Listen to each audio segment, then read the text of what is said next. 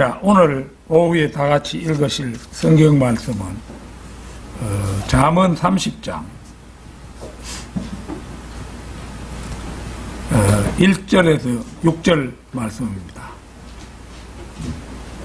잠언 30장 1절에서 6절 말씀. 다 찾으신 줄 알고 받들어 읽겠습니다.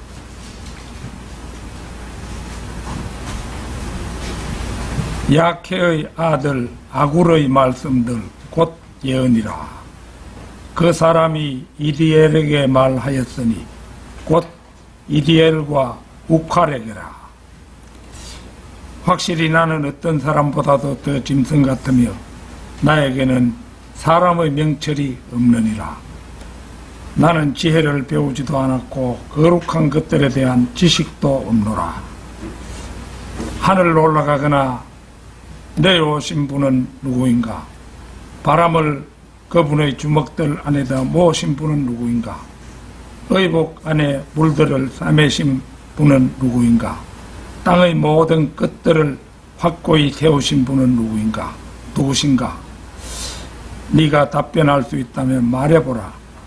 그분의 이름은 무엇이며 그분의 아들의 이름은 무엇인가?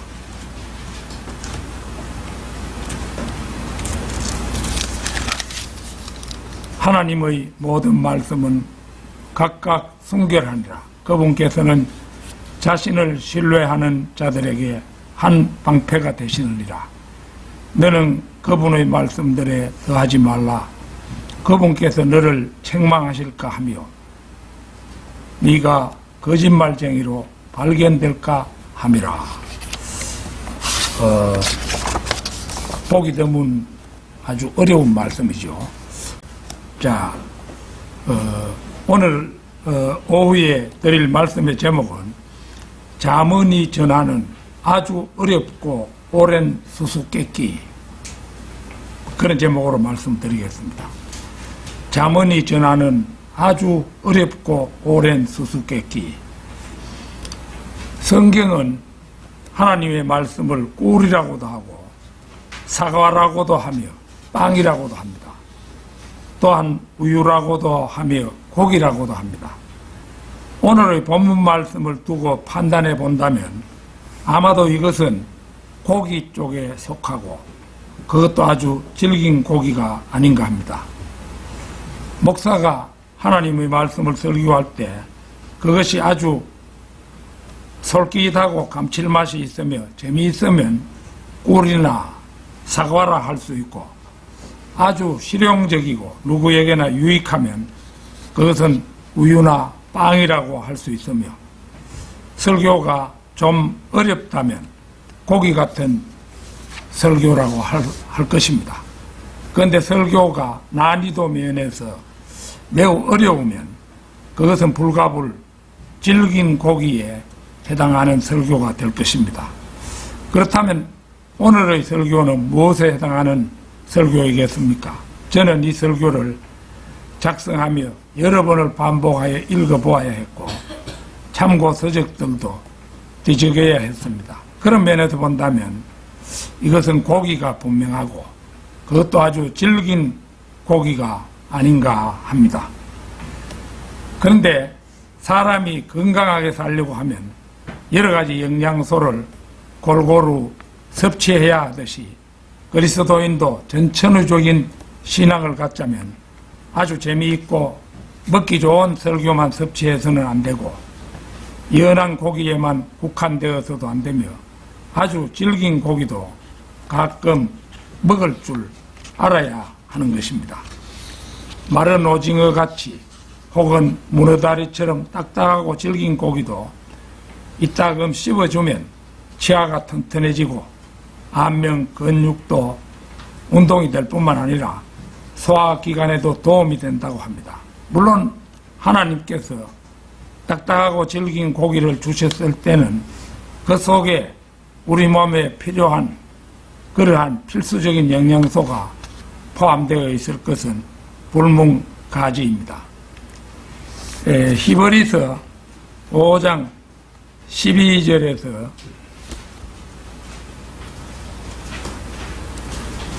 14절까지 보겠습니다.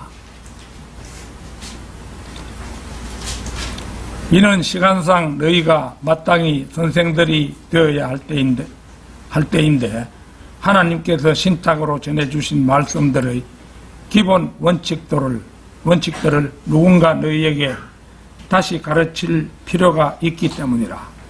그런즉 너희는 젖을 필요로 하는, 이 젖이 바로 우유인 거지요. 젖을 필요로 하는 자들같이 되었으며 단단한 음식을 필요로 하는 자들같이 되지는 아니하였느니라. 이는 젖을 사용하는 자마다 의의 말씀에 능숙하지 않기 때문이니 그가 악이기 때문이라. 그러나 단단한 음식은 장성한 나이에 이른 자들에게 속해 있나니 곧 그것은 말씀을 사용함으로써 자신들의 감각들이 단련되도록 하여 선악을 둘 다 분별하는 자들이라. 젖, 곧 우유나 단단한 음식은 모두 하나님의 말씀에 해당합니다. 우리가 신앙적으로 장성한 성도가 되려면 쉽고 재미있는 것들만 찾지 말고 가끔은 질긴 고기도 먹어주어서 감각들을 단련해야 할 뿐만 아니라 선악을 분별하는 데까지 이르러야 함은 물론입니다. 잠언이 전하는 아주 어렵고 오랜 수수께끼, 첫째는 약해와 그 아들 아굴의 정체가 누구인가 하는 점입니다.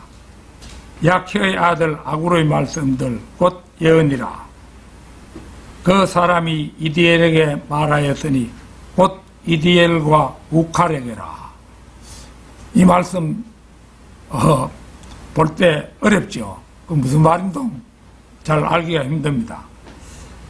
이 말씀을 두고 위클리프 주석, 더 멜로우, 윌리엄스, 강단 주석, 무수한 주석가들 등이 모두 자신들도 모를 갖가지 해석들을 하며 비진리가 난무하는 경연장이 되고 있습니다. 우리는 결코 원문주의자가 아니지만 여기 나온 1절을 히브리어 그대로 번역하면 야케는 복종하는 이런 뜻을 가졌습니다. 야케는 복종하는 분의 아들이라. 그렇게 처음을 해석할 수가 있죠. 그 다음에 아굴은 현명한 말들을 모으는 자, 아굴의 말씀들 곧 예언이라. 그 사람이 이디엘이라고 나오죠. 이디엘이 나와 하나님께서 함께 계시다 이런 뜻이고요. 이제 또 우칼도 나오는데요. 내가 완성되리라. 그래서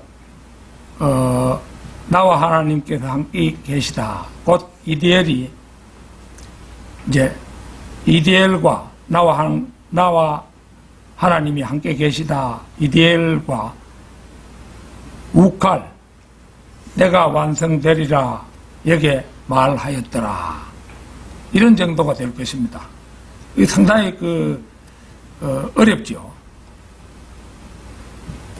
이디엘 나와 하나님께서 함께 계시다 이라는 사람과 또 우칼 내가 완성되리라는 사람의 신분은 밝혀지지 않았습니다. 그러나 이거 참 성경 말씀을 많이 읽었다는 그런 참 성경학자들 가운데도 제대로 해석한 사람이 없어요. 이게 이 이디엘과 우칼 이런 그 사람의 신분이 누구인가. 그러나 유대 랍비들의 견해에 따르면 아굴이 복종하는 자의 아들인 솔로몬을 말하는 또 다른 단어라고 이렇게 말합니다. 그러니까 야케는 이제 복종하는 분, 곧 다윗이라는 말이니까 다윗의 아들이라 이 말이죠. 현명한 말들을 모아는 자 아굴은 이제 아들인 솔로몬을 말하는 또 다른 단어라고 이제 유대 랍비들이 전해 주었다고 하는데, 저는 개인적으로 이 견해가 10중 8구는 옳다고 생각합니다. 어차피 잠언은 다윗의 아들인 솔로몬의 제작이므로 약해가 다윗을 가리키고 그 아들을 아굴로 보는 것이 누가 봐도 타당하기 때문입니다. 본문 2, 3절에서 나의 정체도 그리 어려운 문제는 아닙니다. 잠언의 지언이가 솔로몬이니 나의 정체가 솔로몬일 것은 불문가지입니다. 확실히 나는 어떤 사람보다도 더 짐승 같으며 나에게는 사람의 명철이 없느니라. 나는 지혜를 배우지도 않았고 거룩한 것들에 대한 지식도 없노라. 그러니까 이제 그 세계적인 성경학자들, 이런 사람들은 솔로몬 하면은 지혜의 왕인데 어떤 사람보다도 더 짐승 같고 명철이 없고 지혜를 배우지도 않았고 거룩한 것들에 대한 지식도 없다 이러니까 이건 솔로몬일 리가 없다는 거예요. 그 학자들의 생각에는. 그러나 이제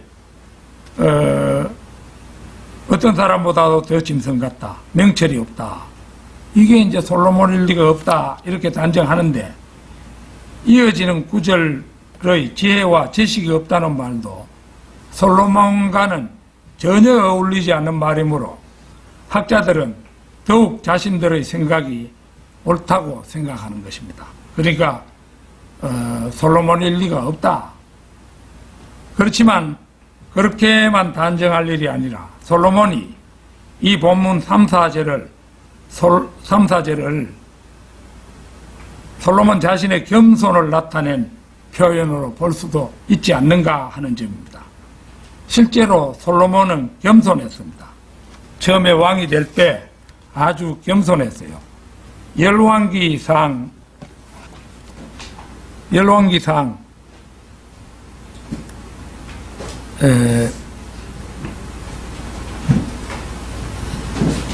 3장 7절에서 9절 한번 찾겠습니다.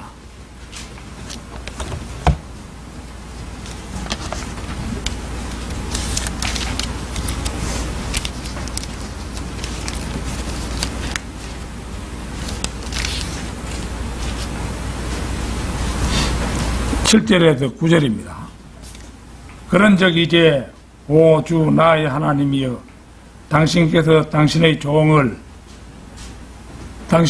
솔로몬 자신을 말하는 거죠. 나의 아버지 다윗을 대신하여 왕으로 삼으셨나이다. 그런데 저는 한 어린아이에 불과하나이다. 저는 어떻게 나가거나 들어와야 하는지 모르나이다. 그리고 당신의 종은 당신의 백성의 중심부에 있나니 그들은 당신께서 선택하신 한 위대한 백성이요, 계수될 수도 없고 계산될 수도 없을 만큼 크다 하나이다. 그러므로 당신의 종에게 당신의 백성을 재판할 수 있는 명철한 마음을 주시어 제가 좋은 것과 나쁜 것을 분별할 수 있게 하소서. 그런즉 누가 이렇게 아주 위대한 당신의 백성을 능히 재판할 수 있겠나이까. 여기에서 보는 것처럼 솔로몬은 자신이 영적인 것들의 무지함을 고백하고, 심지어는 보통 사람에게 있는 정상적인 정서가 부족한 것까지 고백하고 있죠.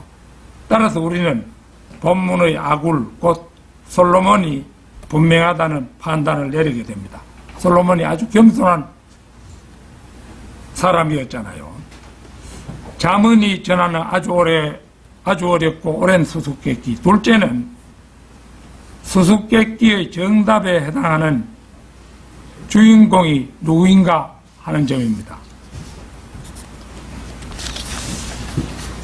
하늘로 올라가거나 내려오신 분은 누구신가? 바람을 그들의 주먹들 안에다 모으시는 분은 누구신가? 의복들 안에 물들을 싸매신 분은 누구신가? 땅의 모든 끝들을 확고히 세우신 분은 누구신가? 네가 답변할 수 있다면 말해보라. 그분의 이름은 무엇이며 그분의 아들의 이름은 무엇인가? 이 본문 4절 말씀인데요. 보는 것처럼 솔로몬은 연속적으로 수수께끼의 질문을 쏟아냅니다. 하늘로 올라가거나 내려오신 분은 누구인가?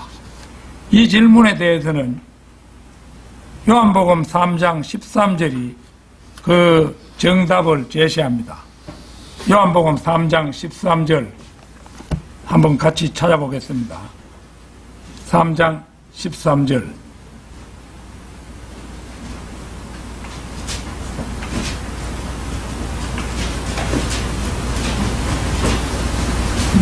이게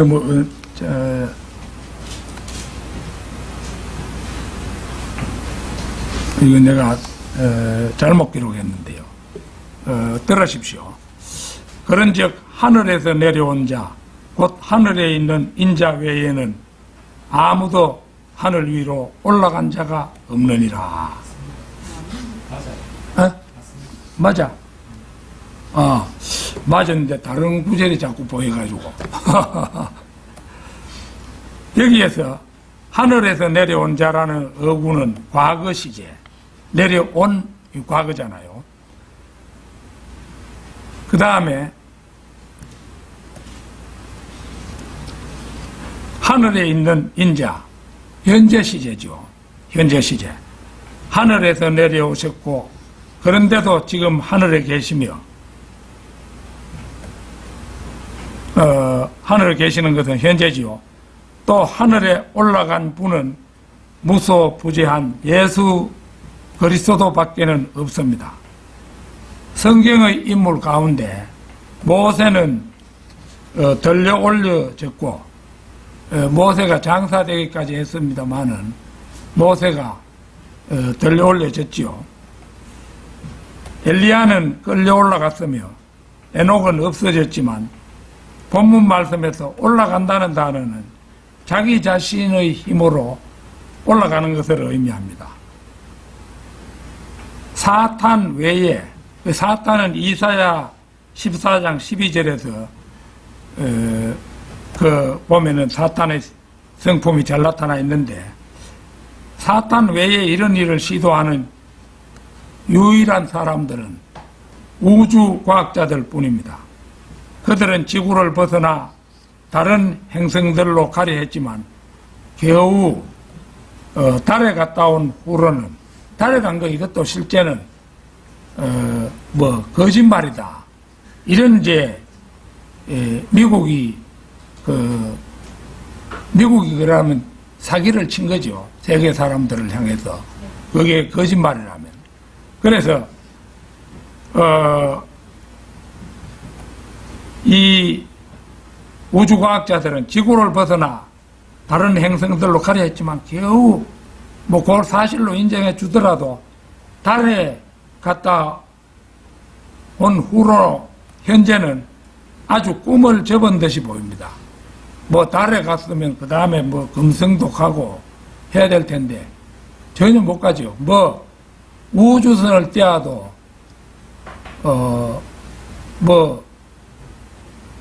저 목성이라든지 토왕성이라든지 이런데 가는데도 이 로켓트가 빛만큼 빠른 로켓트가 아니기 때문에 그까지 가는데도 몇 년씩 걸리는 거예요. 이러니까 그게 우주선에 무슨 양식을 실어가야 몇 년 맥을 양식을 싣고 그래가 가겠습니까? 그게 인간의 힘으로는 불가능한 거죠. 그래서 하나님께서는 인류에게 한번 네 마음대로 올라가 보라고 용인하신 셈이지만 인류 스스로는 자유자재로 우주 공간을 오가며 셋째 하늘에 닿을 방법은 없습니다. 전에 챌린저호라고 폭발했죠. 한번 쏘아 올렸는데 불과 뭐 몇 분 걸리는 건 모르겠어요. 금방 터져버리세요. 그래가지고 그래도 우주선 탄다 이러니까 그 경쟁력이 뛰어나가지고 보통 사람은 절대 탈 수 없는 훌륭한 사람들만 탔었는데 금방 뭐 2, 3분 안에고만 폭발해가지고 뭐 그 시신에 뭐 살 한 점도 찾지 못했어요.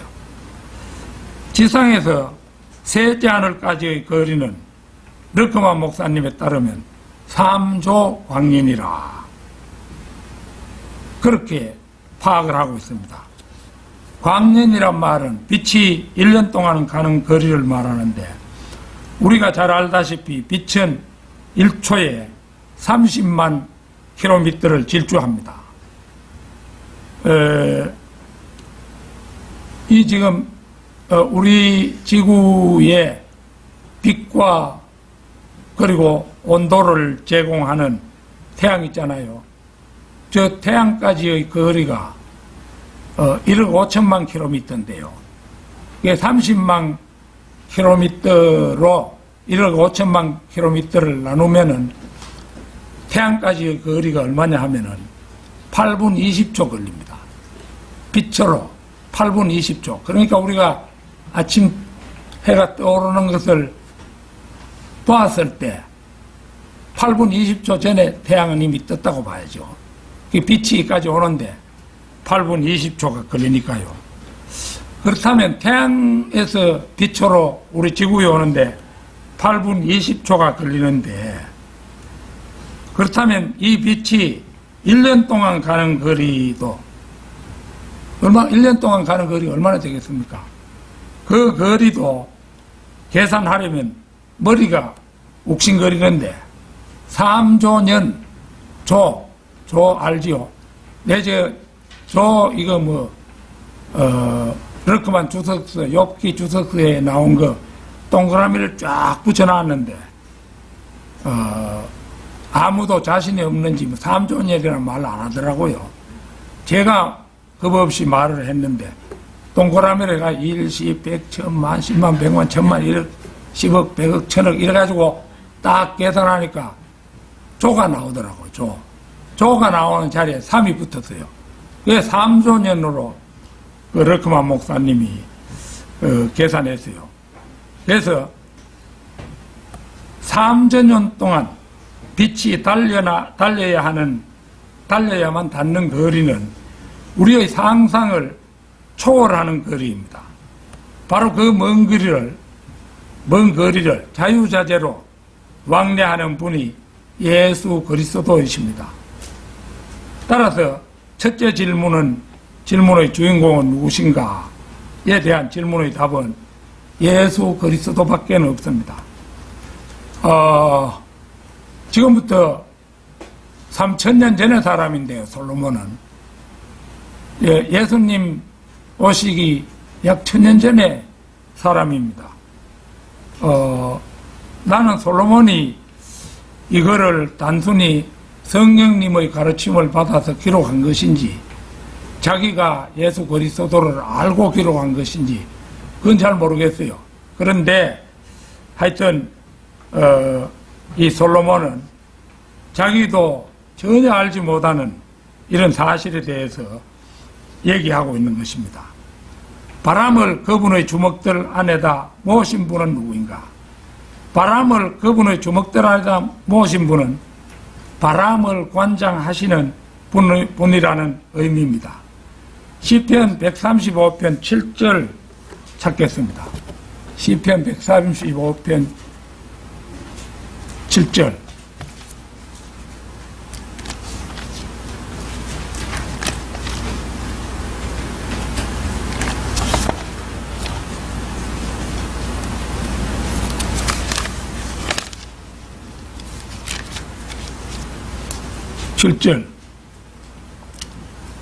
그분께서 수증기들을 땅끝들에서부터 올라오게 하시는도다.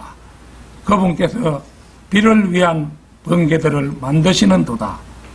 그분께서 바람을 자신의 보물 창고들에서 가져오시는도다. 보는 것처럼 그분은 구름, 안개, 비, 해오리 바람, 북풍, 태풍들은 모두 그분의 주먹 안에 있습니다. 그것들은 모두 주님께서 가라 하시면 가고 서라 하시면 서고 소용돌이 치라 하시면 소용돌이 치는 그분의 충직한 종들일 뿐입니다. 따라서 질문의 답은 예수 그리스도 외에는 역시 해당하는 분이 없습니다. 의복들 안에 물들을 싸매신 분은 누구신가? 아굴 곧 솔로몬은 보는 것처럼 입을 열 때마다 창조의 영광을 인격적인 창조주에 돌립니다. 인격적인 창조주는 예수님이지요. 솔로몬은 지금부터 약 3000년 전 사람인데도 진화론을 구안해낸 다윈보다도 거룩한 것들에 대한 지식을 더 많이 가지고 있었던 것이 분명해 보입니다. 욥기 26장 8절을 한번 찾겠습니다. 욥기 26장 8절.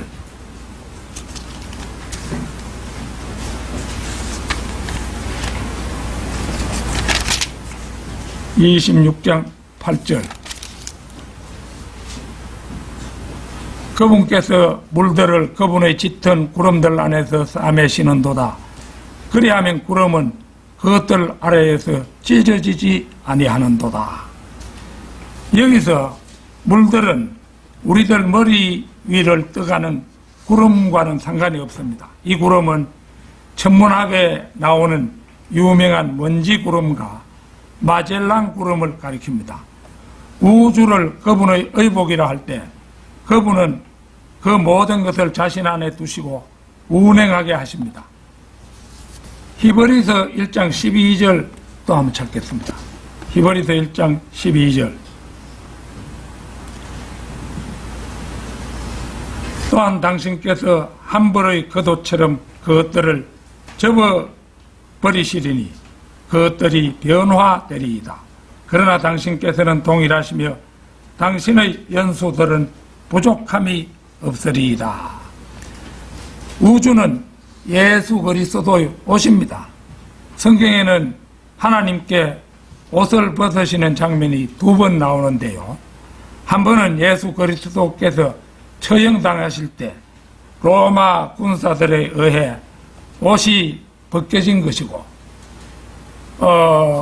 이제 예수님 십자가에 달신 모습을 그림으로 그려놓은 거 보면은 아랫도리에 뭘 두른 것으로 그려놨죠. 그러나 발가벗겨졌습니다. 창조주이신 예수님께서 피조물인 인간들에게 참 부끄러운 수치를 다 드러내고 십자가에 못 박히셨다는 것은 참으로 우리는 감사하지 않을 수 없죠. 제가 거리설교 처음 시작할 때 참 용기가 안 나가지고 거리설교 하려고 하니까, 처음에 하려고 하니까 그렇게 힘들대요.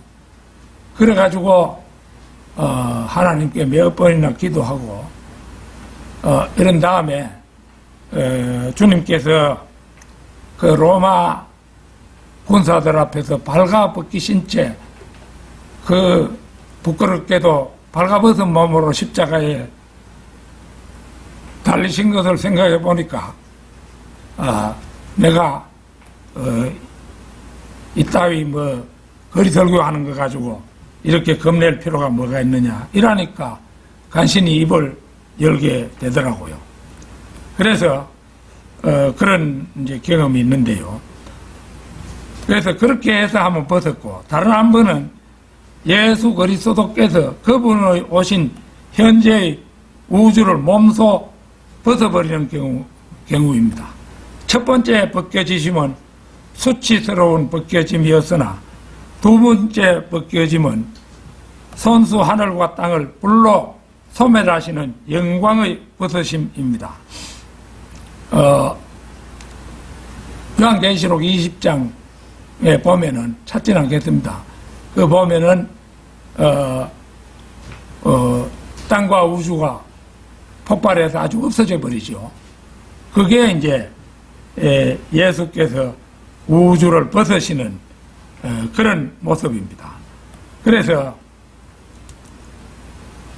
두 번째 벗겨짐은 영광의 벗으심으로 손수 하늘과 땅을 불로 소멸하시는 그런 벗으심입니다. 첫 번째 벗으심이 죄를 정결케 하는 벗으심이었다면 두 번째 벗으심은 심판의 벗으심이 될 것입니다. 땅의 모든 끝을 확고히 세우신 분은 누구신가? 그분께서는 땅의 끝들을 확고히 세우셨습니다. 욥기 38장 8절 한번 찾겠습니다. 욥기 38장 8절입니다.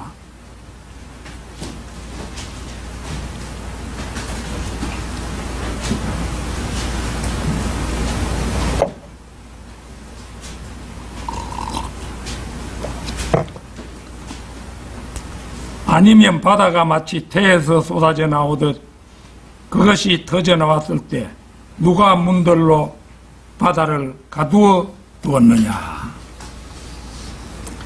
바다가 더 이상 육지를 덮지 못하도록 막는 것은 중력입니다. 그러기에 땅의 모든 끝들은 언제나 거기 그 자리를 지키고 있습니다. 시편 104편 9절도 한번 찾겠습니다. 시편 104편 9절.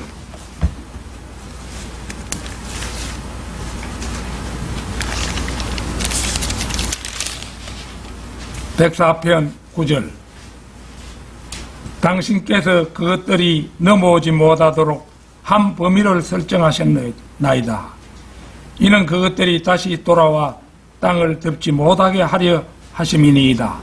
여기에 그것들은 물결이라고 할 수 있죠. 바다로 하여금 항상 그 자리를 지키도록 투명한 벽이라고 할 수 있는 중력을 두시어서 어느 한계 이상은 오지 못하도록 하셨고, 바로 그 자리 땅의 끝들은 확고히 서 있는 것입니다. 그분의 이름은 무엇이며 그분의 아들의 이름은 무엇인가? 이 말씀은 바이블 빌리버들에게는 그리 어려운 질문은 아닙니다. 그분의 이름은 아버지 하나님, 그분의 아들의 이름은 예수 그리스도, 곧 하나님의 말씀입니다. 요한복음 1장 1, 2절 보겠습니다. 태초에 말씀이 계셨느니라. 그리고 그 말씀이 하나님과 함께 계셨으니 그 말씀은 하나님이셨느니라. 그분에 의하여 모든 것들이 지음받았고 지음받은 어떤 것도 그분 없이 지음받지 아니하였더라.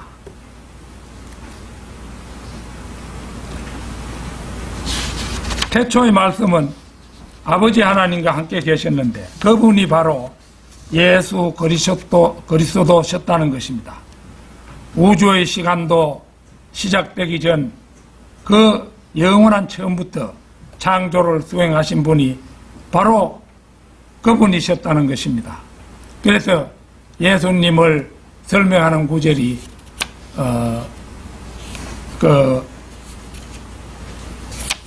거기 나오시면 예로부터요 뭐 이런 말이 있잖아요.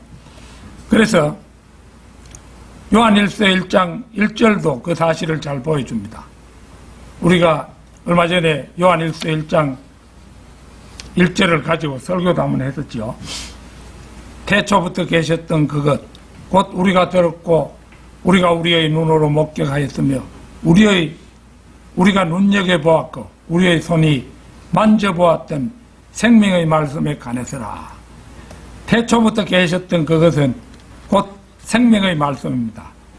요한은 그 사실을 우리의 손이 만져보았던 생명의 말씀이라고까지 공감각적으로 천명했는데 이분은 바로 예수 그리스도 그분입니다. 잠언이 전하는 아주 어렵고 오랜 수수께끼, 셋째는 육신으로 나타나신 말씀과 기록된 말씀과의 관련성입니다. 오늘 본문 말씀 5절 6절 말씀입니다. 하나님의 모든 말씀은 각각 순결하니라. 그분께서는 자신을 신뢰하는 자들에게 한 방패가 되시느니라. 너는 그분의 말씀들에 더하지 말라. 그분께서 너를 책망하실까 하며 네가 거짓말쟁이로 발견될까 함이라. 예수 그리스도를 가리키는 말씀, 이것은 대문자 W로 표기해서 워드라 이렇게 하는데요. 성경에 기록된 하나님의 말씀은 소문자 W로 기록된 워드, WRD,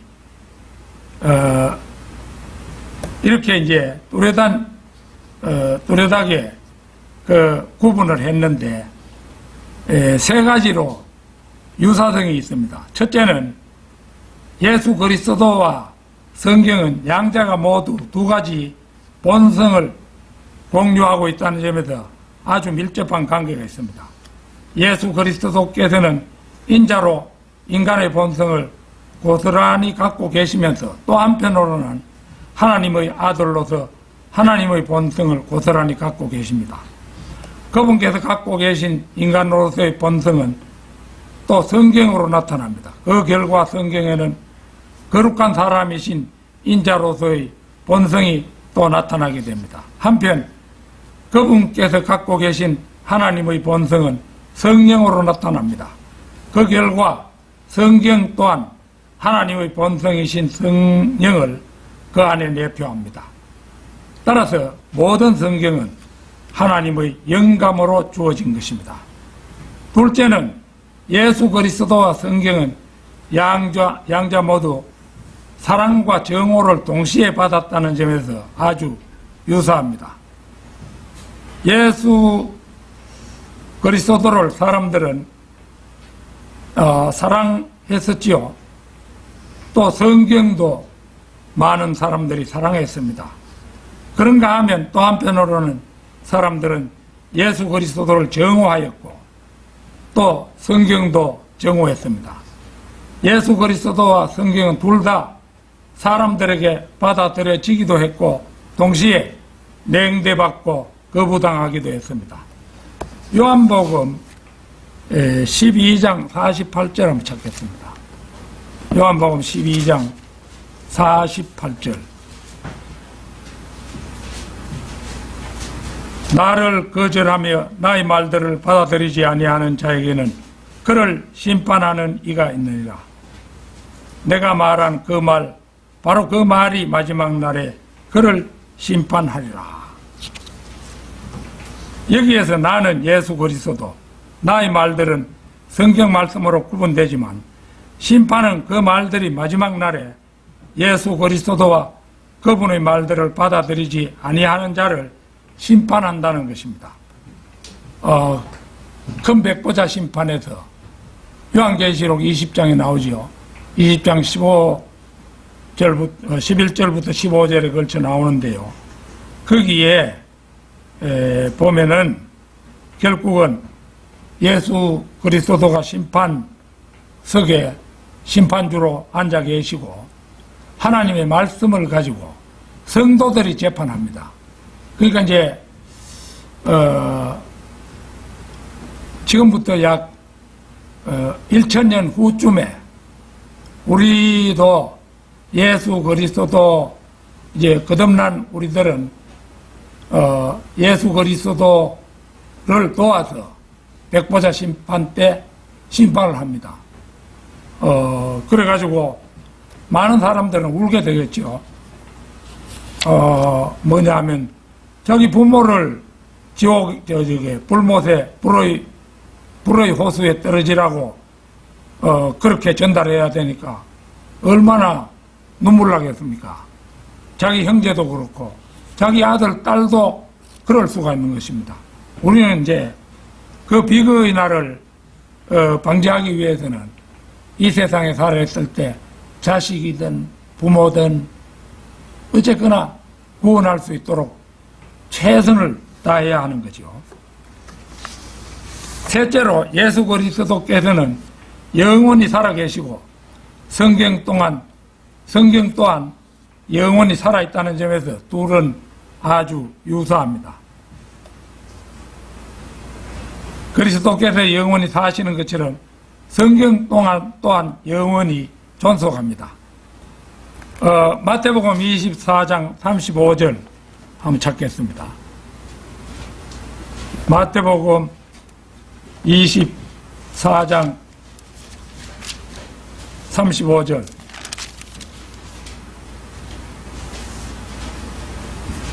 하늘과 땅은 없어질 것이나 나의 말들은 없어지지 아니하리라. 이 말씀은 세 번에 걸쳐서 나타납니다. 마가복음 13장 31절, 누가복음 21장 33절. 그래서 세 번에 걸쳐서 성경에 나오는 말씀입니다. 하늘과 땅은 없어져도 말씀은 없어지지 않는다.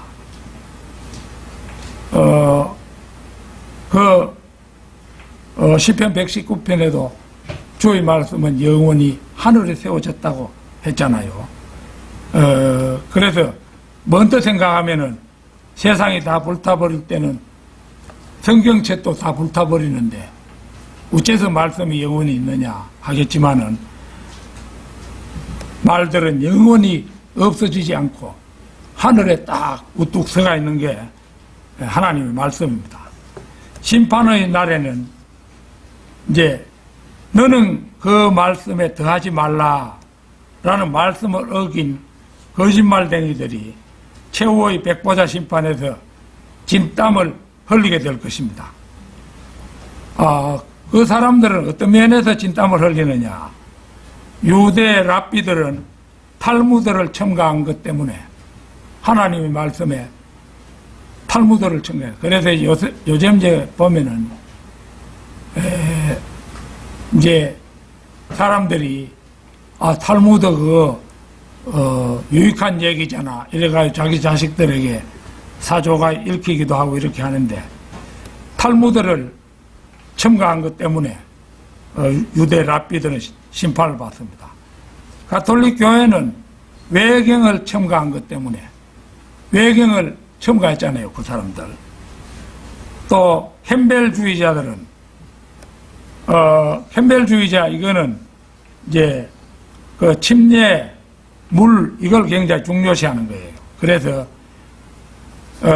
그리스도의 교회라고 하는 게 그게 캠벨 주의자들의 교회입니다.